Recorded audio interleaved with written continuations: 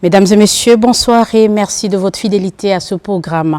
Vous le savez, le président de la République, Denis Sassou Nguesso, vient de séjourner à Bakou en Azerbaïdjan et se trouve actuellement à Kigali au Rwanda.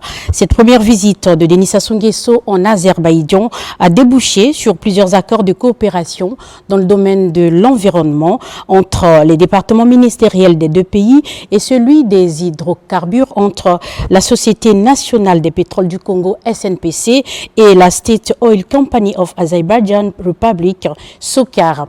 Après Bakou, le président de la République s'est ensuite rendu à Kigali où il se trouve actuellement sur invitation de son homologue Paul Kagame pour la commémoration des 30 ans du génocide des Tutsis. Voilà donc ce qui constitue le menu de ce numéro de l'heure de vérité. Bienvenue à tous. Avec moi sur ce plateau, son Excellence, bienvenue Roland Michel Bikoumou. Il est secrétaire général adjoint, chef du département Afrique au ministère des Affaires étrangères, de la francophonie et des Congolais de l'étranger, et deux journalistes de la télévision nationale, Brice Aristide Benza et Dadi Ossila. Messieurs l'ambassadeur, chers confrères, en tout cas, merci d'être là. Merci. Nous l'avions dit, le président de la République, Denis Sassou Nguesso, vient de séjourner à Bakou en Azerbaïdjan et se trouve actuellement à Kigali au Rwanda. Je vous propose d'abord le résumé de sa visite à Bakou. Les deux parties se retrouvent pour la signature des accords, notamment le protocole d'intention relatif à la coopération en matière d'environnement, de gestion durable des ressources naturelles et de changement climatique. L'accord sur l'assistance technique de SOCAR pour la modernisation de la raffinerie Kouraf, l'accord en matière de formation dans les métiers du pétrole et du gaz pour les étudiants congolais ainsi que le personnel de la RCNPC. Enfin, les présidents Denis Sassou Nguesso et Ilham Aliyev ont signé la déclaration générale de coopération entre le Congo et l'Azerbaïdjan. Au terme de la signature des accords, les deux chefs d'État se sont réjouis de leur première rencontre qui est un événement qui figurera fort certainement dans les annales de l'histoire de leurs deux pays. Denis Sassou Nguesso et Ilham Aliyev ont fini par faire un point de presse. Pour le président azerbaïdjanais, au temps de l'Union soviétique, les étudiants congolais étaient formés en Azerbaïdjan dans divers domaines. Il est donc temps de relancer cette coopération.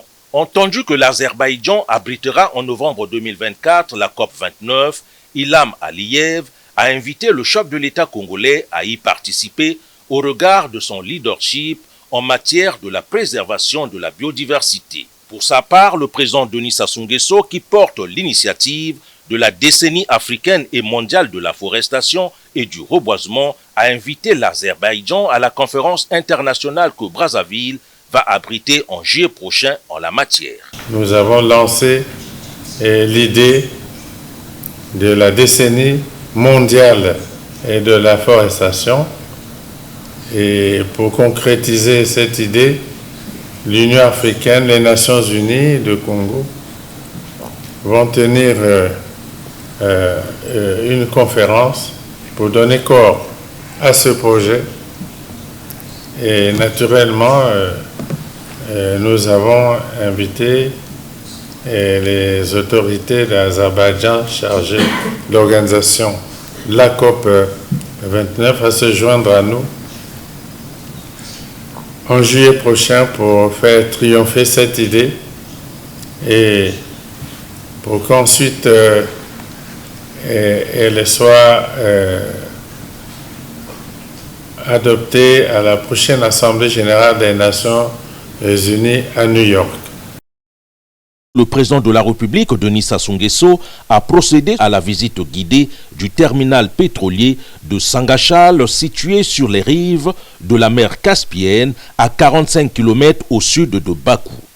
Ce vaste complexe industriel, qui s'étend sur 600 hectares, comprend un point de collecte, de traitement, de stockage et d'exportation de gaz et de pétrole. Sa capacité de production est de 1 200 000 barils de pétrole par jour.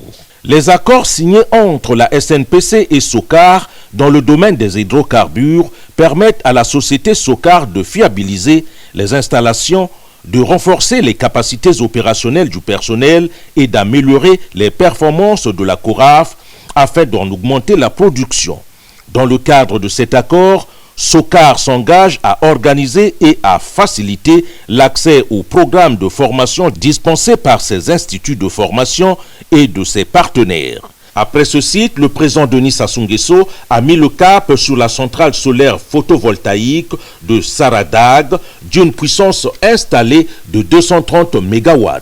Il s'agit de la première centrale solaire à l'échelle industrielle de la région caspienne. L'usine produit 500 millions de kWh d'électricité par an, économisant ainsi 110 millions de mètres cubes de gaz naturel du pays. Dans le même temps, les émissions de carbone dans l'atmosphère seront réduites à 200 000 tonnes.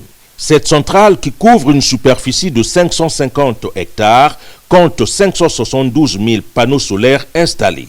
On peut donc dire que la marche de l'Azerbaïdjan vers la transition énergétique au travers de l'énergie renouvelable est amorcée. Le Congo, qui connaît un ensoleillement toute l'année, peut s'inspirer de ce modèle.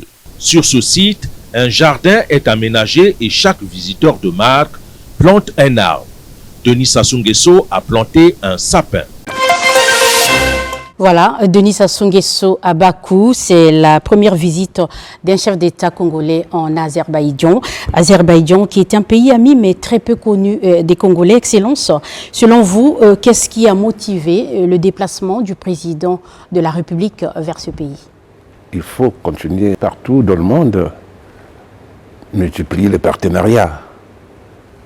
Nous sommes en Afrique, mais ailleurs, il y a d'autres pays dans lesquels il y a des niveaux de développement, il y a sur le plan économique, sur le plan de la technologie, sur tous les plans possibles, des choses dont chaque pays a besoin.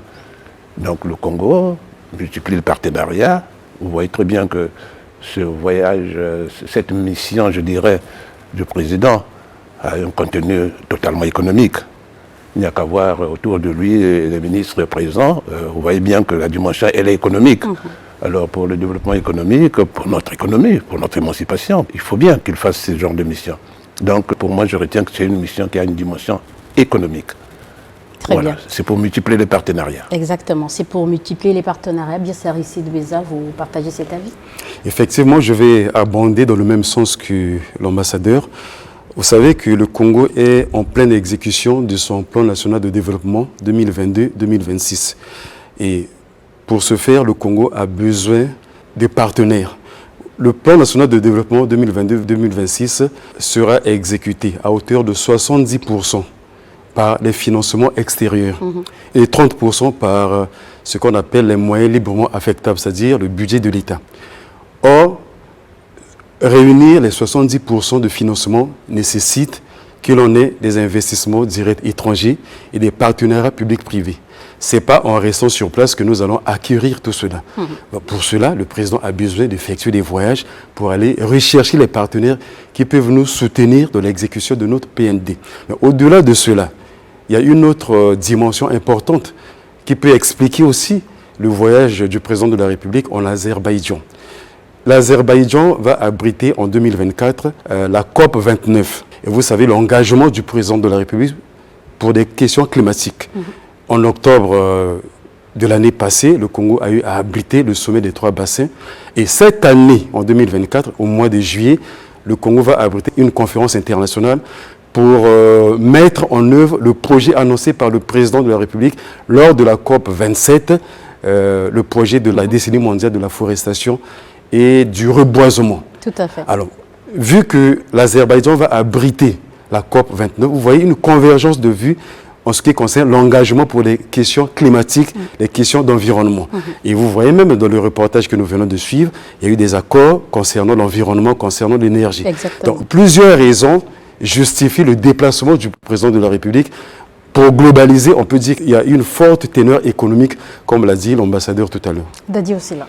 Effectivement, il y a cette forte teneur économique. Il y a aussi un clin d'œil à l'histoire parce que on sait que l'Azerbaïdjan a eu son indépendance de l'Union soviétique en 1991 et le Congo pendant un certain nombre d'années, a fait partie à peu près de ce cosmos soviétique. Donc on a des liens historiques qui sont importants et le président azerbaïdjanais l'a rappelé. Les étudiants congolais à l'époque étudiaient dans son pays. Donc aujourd'hui, c'est renoué à peu près avec cette vision-là et aller de l'avant sur les aspects que Brice Aristide Benza vient de citer, les aspects écologiques, les aspects économiques que l'ambassadeur a mis en avant, mais surtout s'inscrit dans un mouvement historique aujourd'hui parce que nous sommes dans un monde qui, on se souvient des doubles crises qu'on a connues, Covid, crise de l'énergie, et on sait bien que l'Azerbaïdjan aujourd'hui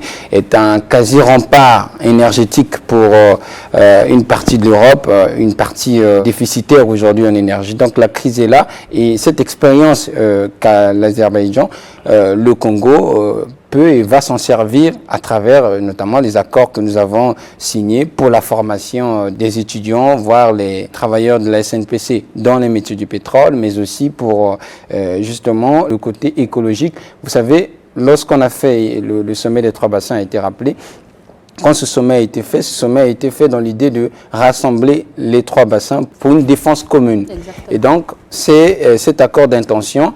En réalité, c'est une sorte d'idée pour poursuivre cette ambition qui avait été affichée ici à Brazzaville. C'est de faire en sorte que partout où on va, partout où les COP se tiennent, que la position des 3 bassins, donc les pays qui font partie de ces 3 bassins, ne se disloquent pas, que cette position reste commune. C'est pour cela, si vous avez une position commune, les pays arrivent très facilement à faire passer leurs besoins pour que ce ne soit pas égoïstement un bassin qui demande que les autres soient mis de côté. Donc voilà, à peu près, c'est une visite à dimension économique, c'est une visite à dimension historique, mais c'est une visite aujourd'hui qui a plus d'avenir parce que les points saillants, les points de convergence dans beaucoup de domaines sont extrêmement importants.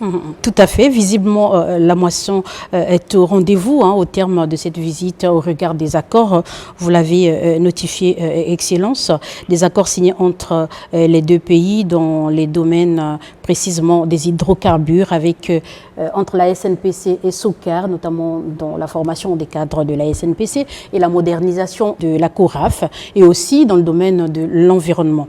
Alors, Excellence, comment envisagez-vous l'avenir de la coopération entre le Congo et l'Azerbaïdjan? Nous avons tous vu les images, nous venons de les revoir.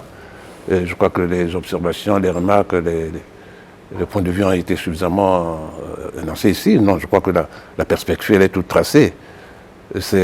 En résumé, ce que j'ai dit, c'est nous, on a besoin des partenariats au-delà des partenaires classiques, traditionnels. Il faut continuer à multiplier les partenariats parce qu'il y a d'autres puissances, il y a d'autres pays qui émergent à travers les continents. Il faut aller partout. Donc je crois que ça a été suffisamment dit ici, c'est développer les partenariats parce que nous avons des engagements, nous avons des financements à obtenir, ça a été rappelé, donc c'est important.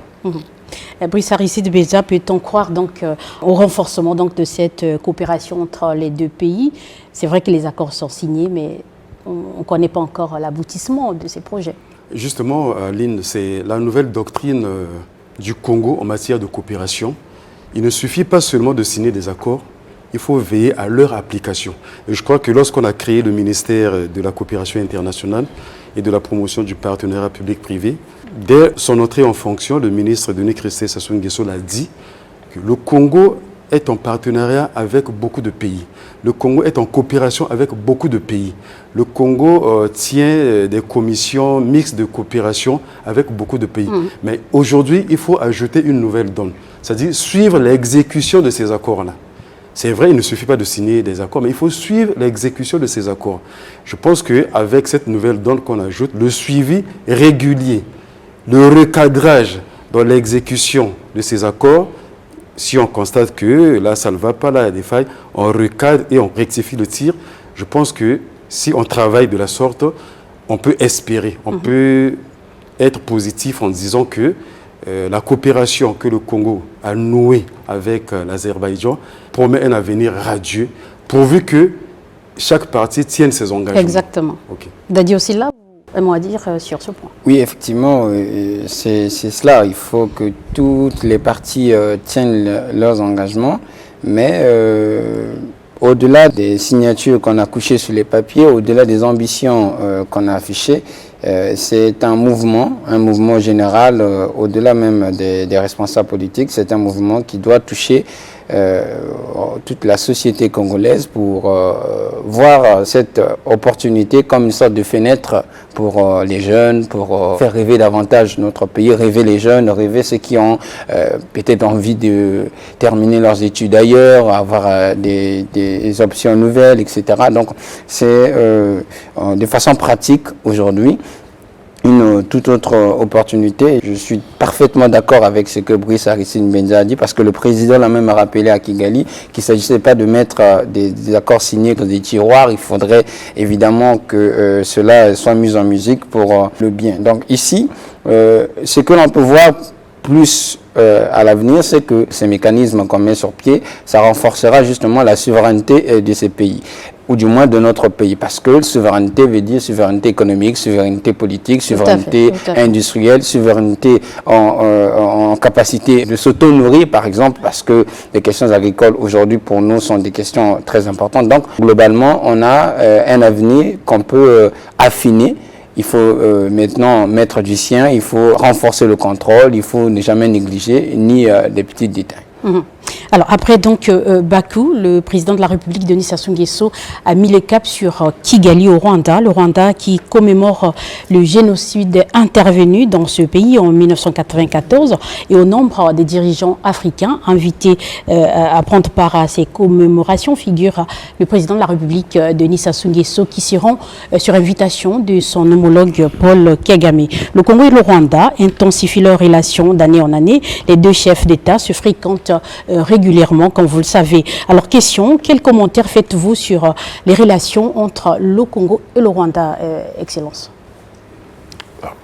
Les relations entre le Congo et le Rwanda, d'abord, c'est tout à fait normal dans la vie des États, dans la vie des nations, que les pays soient en relation. Nous venons tout à l'heure d'évoquer un premier cas de figure. Donc, les relations du Congo et le Rwanda, c'est des relations entre deux pays souverains, donc entre deux pays qui ont certainement les mêmes, je dirais, les mêmes perspectives visées. Nous voulons tous un développement pour nos pays, et nous venons, pour vous mettre aussi à l'idée que nous faisons partie aussi des mêmes organisations d'intégration économique. Donc nous avons quelque part un avenir en commun. Tout à fait. N'est-ce pas?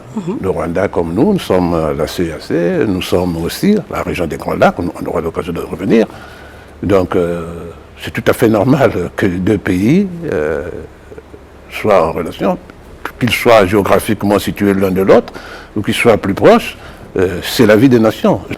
Relation Congo-Rwanda, puis Aristide Benza, c'est une relation qui doit s'intensifier. Cela est normal que le Congo collabore avec le Rwanda? Bon, déjà, il faut situer la question dans un contexte global. Le président Denis Sassou Nguesso conçoit la diplomatie comme un outil au service de deux objectifs. Premièrement, les objectifs de paix en Afrique, pourquoi pas dans le monde, et deuxièmement, les objectifs de développement. Donc, le Rwanda est un pays frère. On témoigne les visites de travail que le président rwandais a eu à effectuer ici et le président congolais a eu à effectuer au Rwanda. Et demain, 7 avril 2024, le Rwanda commémore un événement qui reste un épisode tragique dans l'histoire de ce pays frère. Et le président Paul Kagame a estimé de faire appel à son frère, le président Denis Sassou Nguesso.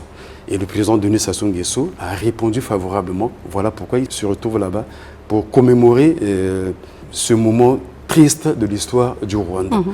Ça signifie que le Congo entretient de très bonnes relations, non seulement avec le Rwanda, mais avec tous les autres pays frères d'Afrique centrale, d'Afrique tout entière et des autres continents.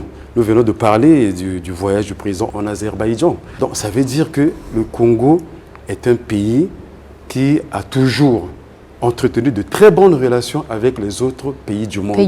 Donc l'invitation du président congolais Denis Sassou Nguesso à cette 30e commémoration, personnellement, ça ne m'étonne pas. Ça ne m'étonne pas. C'est un fait qui vient témoigner une fois de plus de l'excellence des relations entre le Congo et le Rwanda, entre le président Denis Sassou Nguesso et son frère Paul Kagame, et au-delà entre les deux peuples, le peuple congolais et le peuple rwandais. C'est tout l'enjeu de cette commémoration, de cette visite, mais surtout de cette relation. On ne dira pas fusionnelle, mais c'est une relation qui commence à avoir des appuis extrêmement solides.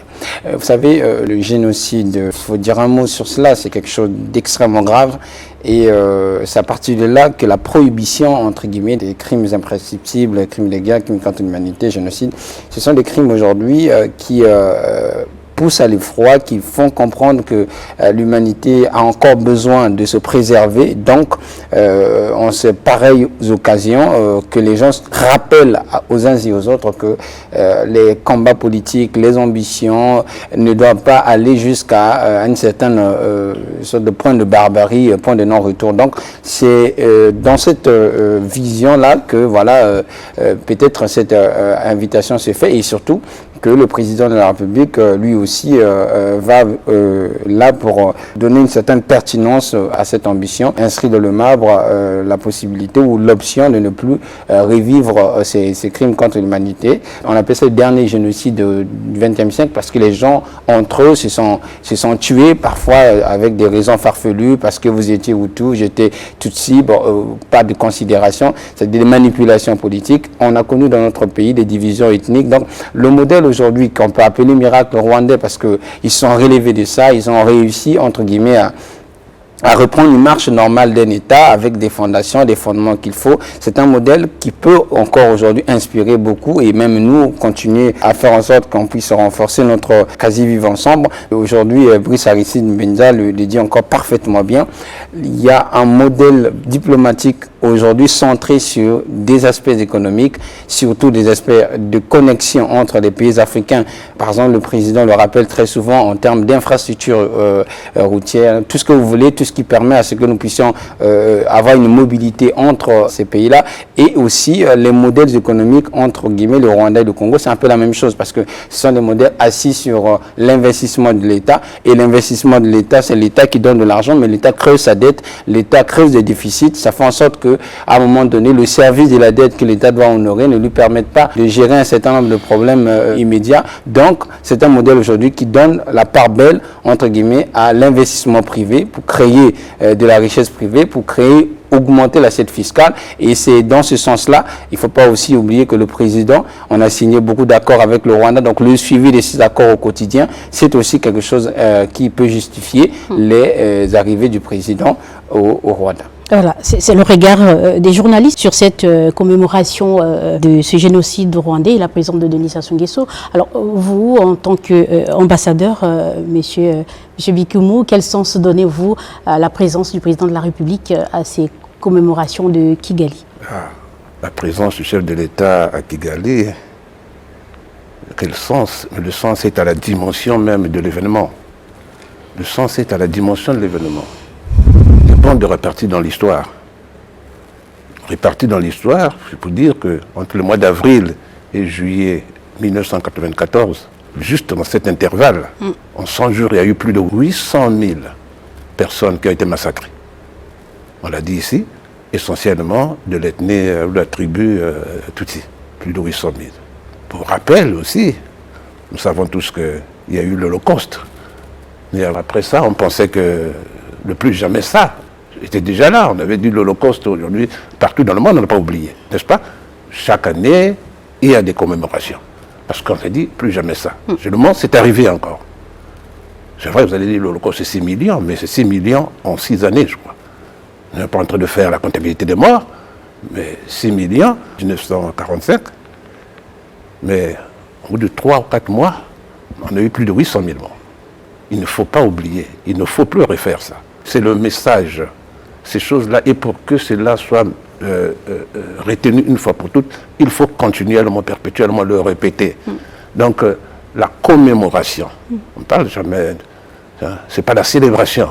D'abord, le Rwanda y veille. Exactement. Il ne faut pas qu'il y ait de confusion, et nous tous, nous sommes tous d'accord. Il faut commémorer parce que c'est pour marquer que cela ne se reproduise plus jamais, que ce soit dans ce pays-là, ou que ce soit partout ailleurs dans le monde.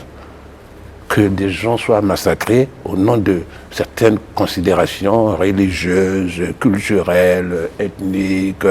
Vous savez, c'est des considérations qui amènent à exterminer toute une population. Il faut donc arrêter cela. Donc, dans ce cadre-là, vous voyez, éviter la banalisation, éviter l'oubli, c'est cela qui explique que le chef de l'État fait ce voyage. Il ne le fait pas pour la première fois. Il l'a fait à maintes occasions, n'est-ce pas? Même lors de sa visite d'État dernièrement, il est allé quand même, comme toujours, se recueillir. Donc, éviter la banalisation. Exactement. Parce que éviter l'oubli, pour que nous ne retombons pas, pour que les humains, les hommes ne retombent pas dans le même travers. Peut-être le mot travers est trop faible. Même. Tout à fait. Il ne faut pas retomber dans ces choses-là. On ne l'avait jamais dit. Le plus jamais ça, c'était déjà sorti du second conflit mondial. Le plus jamais ça, on le répète encore ici, il ne faut pas qu'il y ait une troisième fois. Il faut faire très attention. Et donc il faut commémorer, c'est le 30e anniversaire. Donc moi, c'est le sens que je donne à ce déplacement du président au Rwanda. Et ce déplacement aussi, peut-être, peut aussi être justifié par cette sensibilité du président de la République à promouvoir la paix et aussi en tant qu'acteur qui a dans son pays vécu peut-être aussi ce genre de situation. Peut-être pas au même niveau, mais on a quand même connu ces moments de crise qui sont des mauvais souvenirs et ce qui justifie aussi peut-être cette promptitude du président de la République à répondre à ce genre d'invitation. Oui, promouvoir la paix, vous savez, c'est dans l'ADN du président, c'est dans l'ADN de notre diplomatie. On reconnaît la diplomatie congolaise, entre autres, c'est ça, cette implication désintéressée. Le président, il est constant dans cette ligne depuis plusieurs années déjà. Depuis des décennies. Et donc, et cela est d'ailleurs perçu comme tel à travers le monde. Tout le monde nous le reconnaît, que le Congo s'implique de manière désintéressée. Voilà, à peu près à ce niveau. Apparemment, Excellence, les différentes crises qui secouent certains pays africains tendent à faire oublier aux peuples africains le rôle que jouent les dirigeants dans la résolution de ces crises.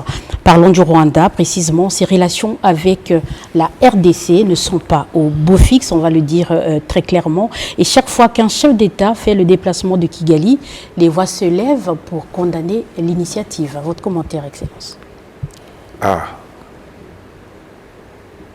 Le rôle des dirigeants africains qui est oublié par nos opinions, nos opinions africaines aussi.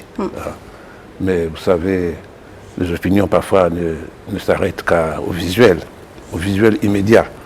Beaucoup de situations naissent comme ça en Afrique. On essaie d'éteindre le feu ici, à côté ça part, on essaie d'arranger ici, de l'autre côté, nous avons beaucoup de crises comme ça que le continent gère. Donc l'opinion peut avoir ce sentiment-là que les chefs d'État ne font pas ce qu'il faut faire. Non, il ne faut pas être à ce point-là. Je vais être un peu plus concret pour vous prendre pour illustration. Je prends notre propre sous-région. Je vais donc au-delà un peu du Congo. Pour voir quelle est la dimension d'implication de ceux qui nous dirigent. Je prendrai un pays qui nous est attaché, qui nous est lié par l'histoire, par la géographie. Je parlerai de la Centrafrique. Vous savez, la Centrafrique, on a dit à un moment la terre des opérations de paix. C'est-à-dire qu'ils se sont multipliés. Si vous allez dans l'histoire récente, après l'indépendance, vous verrez que depuis, d'ailleurs, il y a encore une force de paix là-bas, n'est-ce pas? De maintien de la paix. Donc, mais cette situation n'a jamais laissé les chefs d'État de la région, notamment le nôtre, n'est-ce pas, dans l'indifférence. C'est la case du voisin, la case du frère. La CEMAC, qui n'a rien de règlement, c'est une organisation économique, s'était déjà impliquée, bien avant la CAC. Il y avait une force, la CEMAC, qui était en Centrafrique, parce qu'il y avait des différends. Donc, une force implique quoi? Vous comprenez ce que ça veut dire? La logistique, les moyens financiers, tout ce qu'il faut, n'est-ce pas? Donc au niveau de la CEMAC, déjà il y avait cette force qu'il y a eu en Centrafrique. Et puis après est venue celle peut-être plus récente que vous connaissez, avec la CAC. Quand la CAC a été mise en place, effectivement c'est l'organisation régionale par excellence. Beaucoup plus dans ce genre de situation. l'ami Copax, la force de la CEAC, s'est impliquée avant qu'il y ait la force de l'Union africaine et maintenant celle qui est là, des Nations Unies. Mais ça, c'est le côté implication physique et logistique et tout ce que cela implique. Mais avec ça, il faut voir l'accompagnement politique, l'accompagnement dans le règlement des crises. Prenons toujours cet exemple-là, je vous dirais que c'est encore une histoire relativement récente. Nous avons eu cette médiation au sortir de la réunion des chefs d'État de la région sont retrouvés à Libreville. C'était retrouvé autour de la question de la Centrafrique. La rébellion, CDK, n'est-ce pas? Avec le gouvernement en place, il fallait obtenir un accord. Mais au sortir de cet accord, qu'il y ait les deux parties, tout ne semblait pas aller dans le meilleur des cas. On a mis en place une médiation. Le médiateur, le président de la République du Congo, n'est-ce pas, à une période très agitée de la vie centrafricaine. Cette médiation, nous l'avons conduit, nous, le Congo, n'est-ce pas? Le président l'a conduit pendant 2 ans. Elle a abouti à l'élection présidentielle. Aujourd'hui, à Centrafrique, il vient d'avoir une deuxième élection. Il y a eu l'élection, n'est-ce pas? Mais il y a eu cette première élection au sortir de la transition. Il fallait accompagner. C'est la sous-région. Ce sont les leaders africains. Parce que si on parle des leaders de la CEAC, le président n'a pas été désigné médiateur par les Nations Unies. C'est par la CEAC. Il y avait toute une mission en Centrafrique. C'est-à-dire, en dehors de l'ambassade du Congo qui était là, il y avait la mission du médiateur. Il y a l'équipe du médiateur. Tout le temps que cela a duré. Donc, l'implication des chefs d'État africains, il y en a aussi en Afrique de l'Ouest. On peut multiplier les exemples, mais j'ai voulu simplement prendre cette illustration pour comprendre que les chefs d'État s'impliquent. Peut-être que s'ils ne s'impliquaient pas, on ne sait pas imaginer, peut-être que le continent serait embrasé totalement, il n'en resterait plus rien. Parce qu'on ne voit que ce qui ne marche pas, mais on ne voit pas toujours ce qui marche. Il y a une forte implication des chefs d'État, je pense qu'il faut l'assumer comme tel. En tout cas, c'est là vrai pour les chefs d'État, particulièrement pour le nôtre, je n'ai pas besoin de le redire. Brice Aristide Benza, Denis Sassou Nguesso est au Rwanda. Nous le savons tous que le déplacement des chefs de l'État, quelconque, que ce soit Denis Sassou Nguesso ou un autre chef d'État, est toujours vu d'un mauvais œil par une certaine opinion qui qualifierait cette initiative d'allégeance à Kigali. Quel est votre avis sur cette position de cette opinion? Tout à l'heure, l'ambassadeur a utilisé l'expression « plus jamais ça ». Dans notre pays, à Brazzaville, quand vous allez en Pila, il y a un engin de guerre sur lequel est gravée l'expression « plus jamais ça ». Ça veut dire que nous aussi, nous avons connu aussi des moments sombres dans notre histoire. Et en commémorant le génocide année après année, et aujourd'hui, 30 ans après, je suppose que c'est le message fort que le président Kagame veut donner à ses pairs de l'Afrique en leur rappelant ce qui s'est passé dans son pays et en leur disant que plus jamais ça au Rwanda, plus jamais ça en Afrique, pourquoi pas plus jamais ça dans le monde. Vous savez qu'aujourd'hui, la population rwandaise, à 60%, est constituée de gens nés après le génocide. Et aujourd'hui, au Rwanda, vous avez les Tutsis et les Hutus qui vivent ensemble en bonne harmonie. C'est des gens qui sont décidés à tourner le dos à cette page sombre de l'histoire de leur pays. Et aujourd'hui, tout le monde salue les prouesses qu'effectue le Rwanda sur le plan économique. Et je pense que le président rwandais, comme le président Denis Sassou Nguesso, sont portés vers le développement. L'Afrique a aujourd'hui un grand projet qu'elle doit mettre en œuvre. La zone de libre-échange continentale africaine, à l'horizon 2030. La zone de libre-échange africaine, c'est un marché commun. Comment pouvons-nous mettre en œuvre un marché commun si nous avons des peuples qui sont tritus à l'intérieur de leur pays, si nous avons des peuples voisins qui ne s'entendent pas, si nous avons des peuples qui ne s'entendent pas entre continents? Je pense que le président Denis Sassou Nguesso et le président Paul Kagame sont soucieux du développement du continent. Il faut rappeler que l'un et l'autre ont eu à assumer des charges importantes au niveau de l'Union africaine. Tout à fait. Donc, je pense qu'aujourd'hui, leurs regards sont beaucoup plus tournés vers le le développement du continent que vers cette histoire tragique que personne ne voudrait revivre. Maintenant, pour répondre à votre question, Aline, un homme d'État, on le juge de par ses actes et de par ses paroles. Tout à l'heure, l'ambassadeur a rappelé les différentes implications du président Denis Sassou Nguesso dans la résolution des conflits, dont celui de la Centrafrique. Nous avons évoqué tout à l'heure le voyage du chef de l'État en Azerbaïdjan. Et dans sa déclaration à la presse, le président a prononcé une phrase importante qui en dit long. Je m'en vais la citer.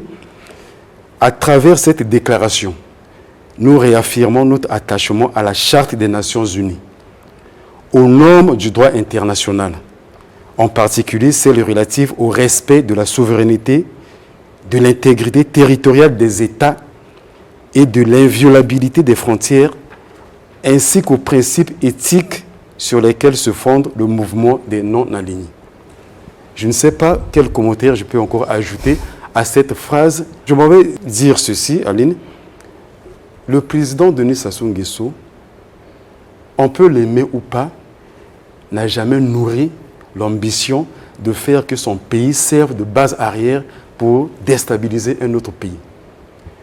Vous avez parlé tout à l'heure de la RDC, mais tout récemment, la RDC a connu des élections générales. Tout à fait. Et le Congo, au mois de décembre, la République du Congo a eu à contribuer sur le plan logistique au bon déroulement de ces élections. Parce qu'il y avait un problème de transport de matériel électoral. Le Congo a mis à disposition, je crois, des hélicoptères pour permettre que la RDC facilite le déploiement du matériel électoral à travers son territoire. Et le président Denis Sassou Nguesso, dans tous ses discours, parlant des conflits, que ce soit au niveau de la sous-région, que ce soit au niveau de l'Afrique, que ce soit au niveau mondial, a toujours prôné le dialogue. Le dialogue a toujours été pour lui la voie royale pour résoudre les problèmes auxquels les hommes, pour une raison ou pour une autre, sont confrontés, ou les peuples sont confrontés à travers le monde. Donc je ne vois pas pourquoi nos frères de la République démocratique du Congo vivraient mal les voyages ou la présence du président Denis Sassou Nguesso au Rwanda. Non. Pourtant, en tout cas, c'est une illusion qu'ils se font. Le président Denis Sassou Nguesso n'a jamais nourri d'ambition de faire que son pays serve de base arrière pour attaquer ou déstabiliser un autre pays. Mais je m'en vais ajouter quelque chose. Au-delà du président Denis Sassou Nguesso, je ne vois pas un Congolais de Brazzaville qui souhaiterait la déstabilisation de la RDC. Je prends quelques exemples. Puisqu'on en paierait également le prix. Je prends quelques exemples pour corroborer ce que vous venez de dire. En 1997, lorsque l'AFDL était déjà à l'entrée de Kinshasa, mais beaucoup de compatriotes zaïrois de l'époque avaient traversé pour venir se réfugier ici, à Brazzaville. Quelques mois après, juin 1997, lorsque nous avons connu des crises ici, certains de nos compatriotes ont traversé le fleuve pour aller se réfugier là-bas. Donc nous sommes un même peuple. Rien que pour cette raison, je ne vois pas pourquoi un Congolais de Brazzaville, permettez l'expression, souhaiterait la déstabilisation de la République démocratique du Congo, parce que d'une manière ou d'une autre, nous allons en subir les conséquences. Et le président Denis Sassou Nguesso, fort de son expérience politique, ne peut pas souhaiter la déstabilisation d'un pays voisin. Voilà. Et puisqu'au plus haut niveau, déjà, je pense que la situation est claire. Hein, les deux chefs d'État, le président Tshisekedi et Denis Sassou Nguesso, se fréquentent aussi régulièrement et ont une très bonne entente. Donc voilà. Je pense que, comme vous l'avez dit, le problème ne se poserait pas. Dadi aussi là, un mot sur cet aspect. La visite de Denis Sassou Nguesso à Kigali, souvent qualifiée de rapprochement, sinon de soutien au Rwanda face à cette crise qui l'oppose avec la RDC. Votre commentaire?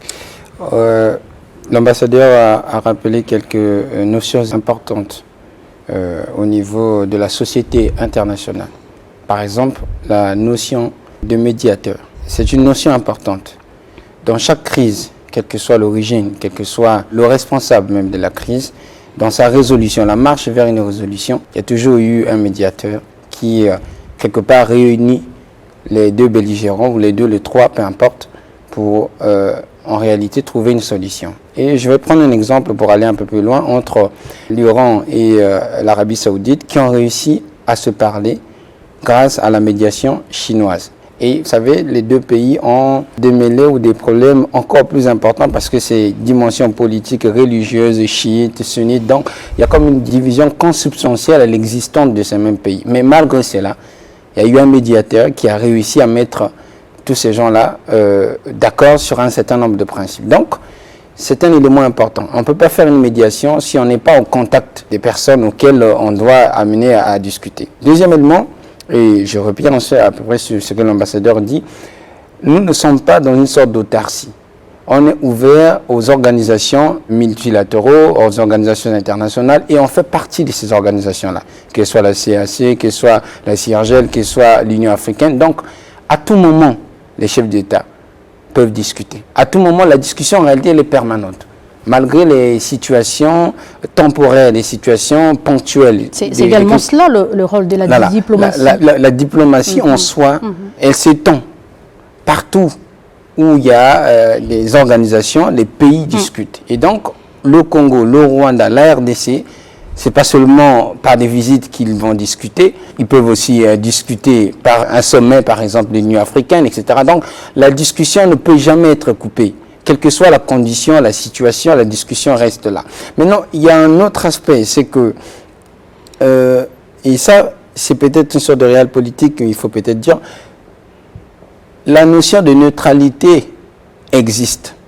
On peut avoir une situation qui est là et il y a des pays qui choisissent d'être neutres, de ne pas prendre position pour X ou Y personnes et peut-être de fonder leurs arguments sur d'autres aspects. Et le Congo, en ce cas d'espèce, est aujourd'hui un pays qui offre ses bons offices. Et l'ambassadeur l'a rappelé, il n'y a pas que la RDC ni le Rwanda qui bénéficient des bons offices du Congo. On a des exemples sans légion. Et on a dans l'histoire un cas d'espèce assez important, celui de la conférence de Brazzaville. Cette conférence-là a servi plus tard à la libération de Nelson Mandela. Donc, c'est-à-dire l'implication du Congo dans l'histoire a déjà eu des lettres d'or. Et le Congo, par le truchement du président de la République, s'improvise comme personnalité capable de gérer des crises. Là, c'est une réalité. Maintenant, il faut... En cela, Dadi aussi, là, on peut ajouter le rôle de Denis Sassou Nguesso dans la résolution de la crise libyenne, puisqu'il a bénéficié aujourd'hui de la confiance de ses pairs depuis 2011. Il est à la tête du comité de haut niveau de l'Union africaine sur la Libye. C'est un rôle, comme vous l'avez dit, qu'il joue depuis plusieurs années, puisqu'il a présidé au destiné de l'UA, Organisation de l'Unité africaine. Effectivement, et de l'Union africaine. Et de l'Union africaine aussi, voilà. Le président a toujours su marquer de son empreinte. Les moments historiques importants se rappellent la lutte contre l'apartheid. Donc, c'était problématique de la Libye où le président ne cesse de s'y mettre même pour trouver une solution là-dessus. Maintenant, je pense qu'il faut quand même qu'on se dise certaines choses. C'est que les États africains, historiquement, sont, enfin pas les États indépendants, mais des États territoriaux africains sont nés de la conférence de Berlin. Donc, ça n'a pas été une sorte de conférence qui tenait compte de tout ce que nous avions comme point de vue historique, etc. Beaucoup de choses ont été foulées aux pieds. Et donc, il y aura toujours quelques incompréhensions, il y aura toujours quelques difficultés, et ces difficultés-là devront bien sûr être réglées. Et là où le facteur est important, et aujourd'hui c'est la modernité de nos sociétés aujourd'hui, c'est qu'après 60 ans d'indépendance, les Africains ne doivent plus attendre d'un parrain européen, on ne doit plus attendre d'un parrain asiatique. Il faut que les Africains comprennent qu'entre eux, et par l'ardeur, par la volonté de certains d'entre eux, ils peuvent justement trouver des solutions aux problèmes qui s'imposent et peut-être permettre à ce que l'Afrique s'en sorte grandie. Puisque chaque fois qu'on a un problème, il faut qu'il y ait une réunion à Berlin, il faut qu'il y ait une réunion, etc. partout. Aujourd'hui, en Afrique même, on peut trouver des acteurs importants. On peut aussi s'asseoir sur des cadres qu'on peut considérer comme étant importants. Tout à fait. Et ça peut permettre à ce que on soit capable de ne plus répéter les mêmes erreurs et finalement, décidément, changer les choses une bonne fois pour toutes. Surtout que nous sommes à un moment où l'on parle de plus en plus de replacer l'Afrique au centre du processus de retour de la paix sur le continent, monsieur l'ambassadeur. replacer l'Afrique au centre des solutions africaines aux problèmes africains. Ça a été consacré, mais ça a été toujours le cas aussi. On a suffisamment dit ici, l'implication ne date pas seulement de cette résolution prise par l'Union africaine. Oui, la solution africaine aux problèmes africains, je pense que dans la vie quotidienne, nous le voyons, je crois que nous l'avons suffisamment évoqué ici. Je voudrais dire, puisque nous étions tout à l'heure sur le différend ou les contradictions ou la tension, si vous voulez, entre la RDC et le Rwanda, non, juste pour dire que le continent lui-même n'est pas inerte. Vous savez qu'il y a ce qu'on appelle les deux initiatives que l'Union africaine a mises en place pour le règlement. Il y a l'initiative de Nairobi pour tous les groupes armés, pour essayer de trouver une solution à cette question des groupes armés. Il y a cette initiative. Et il y a l'initiative de Luanda pour la normalisation des relations entre la RDC et le Rwanda. Et le Rwanda.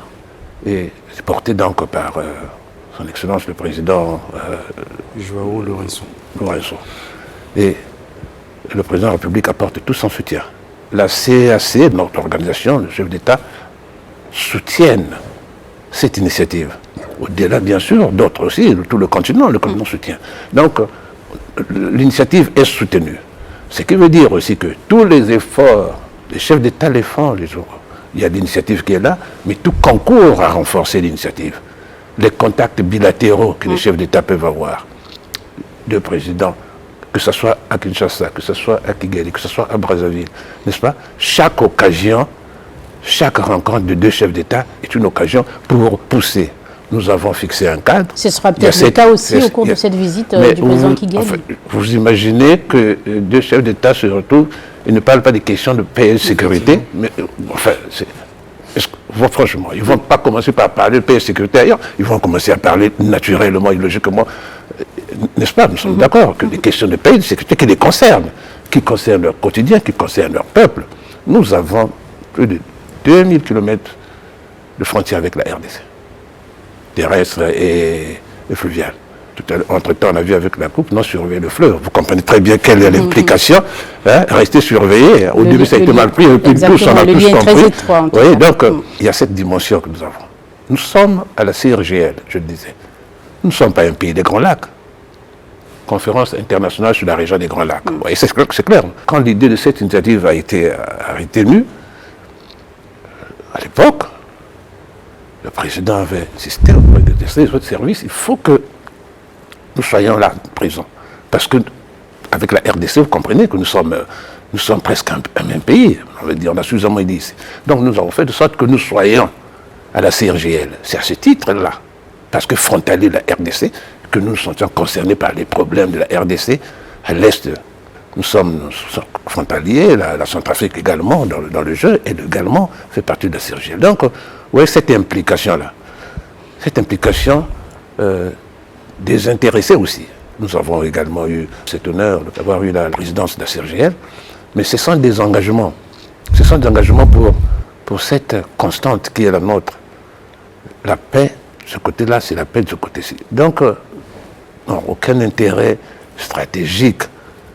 Aucun intérêt stratégique à vouloir que, entre le Rwanda et la RDC, qu'il y en a un qui écrase l'autre. Non. Chaque pays a des atouts, et puis ces pays existent bien avant.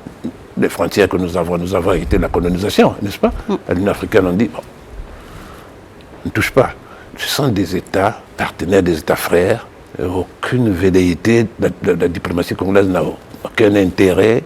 Vous voyez, nous sommes allés au Grand Lac parce que nous avons pensé que, oui, c'est à l'Est, mais c'est le même peuple frère qui est en détresse, donc nous devons être avec eux là-bas. C'est parce que nous sommes frères avec eux que nous sommes allés au Grand Lac. Tout à fait. Et la dimension du texte de la CIRGL, c'est créer une zone des Grands Lacs de paix et de prospérité partagée. Et ça, c'est là que donc tous les pays travaillent, y compris nous. Je pense que nous tendons vers la fin de ce plateau. Bouissaricide Benza, peut-être un petit commentaire sur tout ce que nous venons de dire concernant ces voyages du président de la République en Azerbaïdjan, puis à Kigali au Rwanda. En résumé, je vais répéter ce que j'ai dit dans l'entame de mon intervention. Le président Denis Sassou Nguesso a toujours utilisé la diplomatie comme un outil au service de la paix et au service du développement.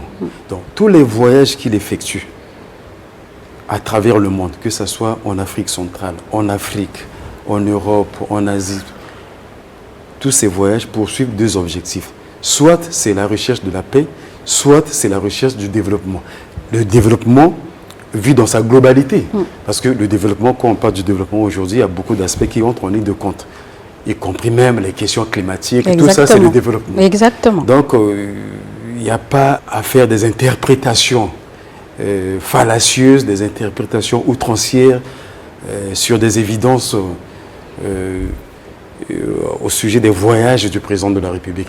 Et pour terminer, puisque nous parlons de la présence du président Denis Sassou Nguesso au Rwanda, présentement, en tout cas, que nos frères de la République démocratique du Congo soient sereins.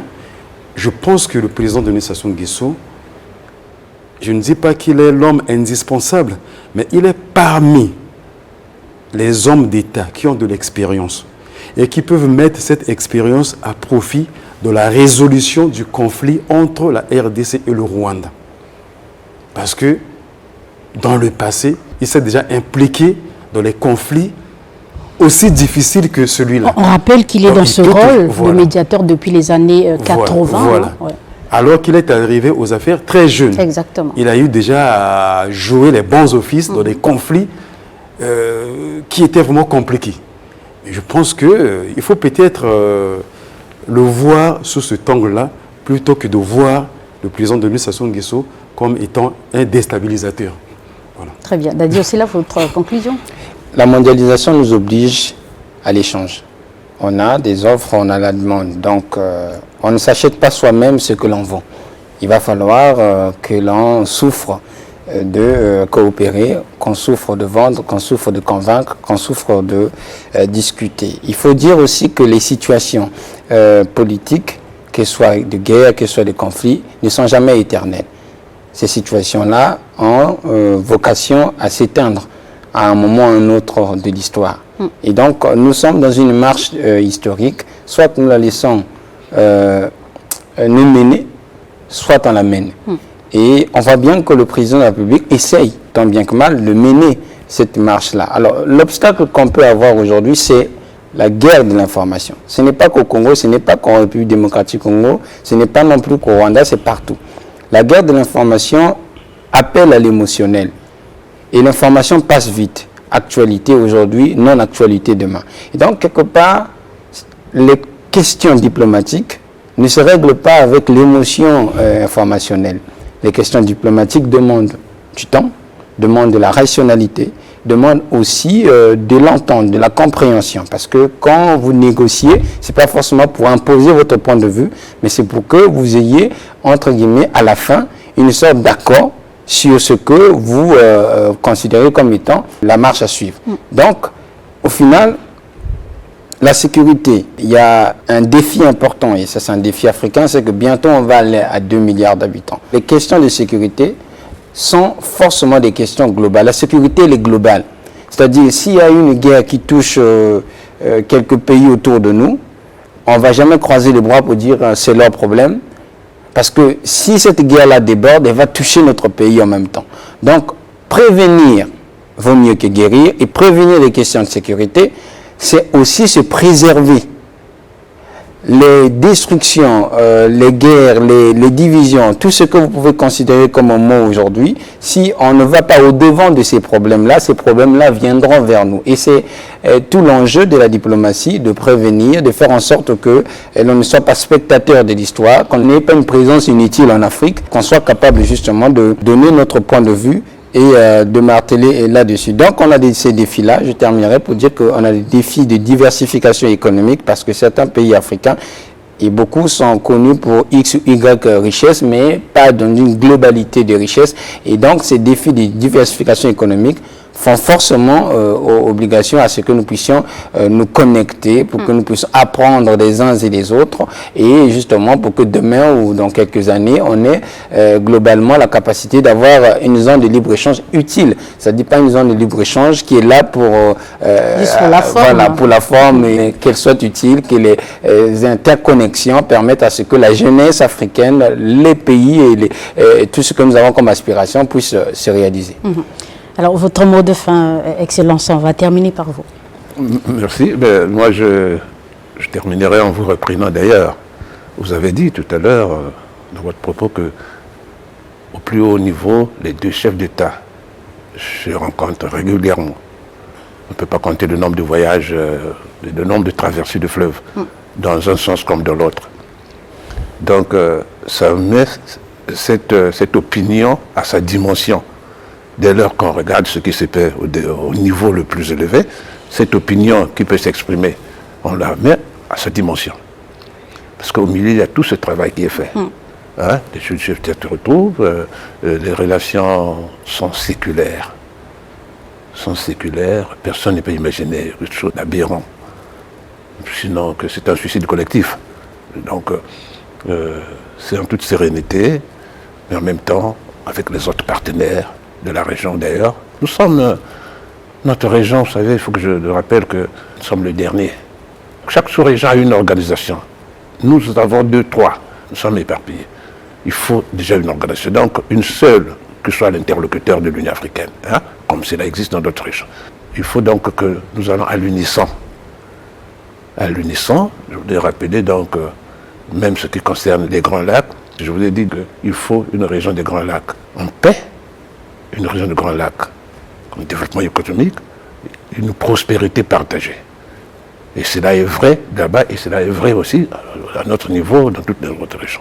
Toutes les initiatives désintéressées que le président a prises dans sa vie politique, hein, c'est concourir au règlement des crises. On en a parlé de on ne parle que des plus connus, mais il y en a, on pourrait faire des tomes et des tomes. Il y en a beaucoup. D'accord, voilà, c'est sur ça que je peux terminer mon propos. En tout cas, merci beaucoup, Monsieur l'Ambassadeur, d'être passé sur ce plateau de l'heure de vérité. Merci pour votre participation et votre soutien à cette émission. Nous rappelons que ce n'est pas la première fois que nous vous recevons sur ce plateau de notre émission. Et je rappelle que vous êtes secrétaire général adjoint et chef du département Afrique au ministère des Affaires étrangères, de la francophonie et des Congolais de l'étranger. Merci à mes confrères, Brice Aristide Mbeza, coordonnateur des actualités, et Dadi Ossila, journaliste à la télévision nationale congolaise. En tout cas, merci très chers téléspectateurs pour votre attention. Merci à la contribution très forte du directeur général de la télévision nationale, André Andélé. Merci à toute l'équipe qui nous accompagne dans la réalisation de cette émission. À très bientôt sur nos antennes.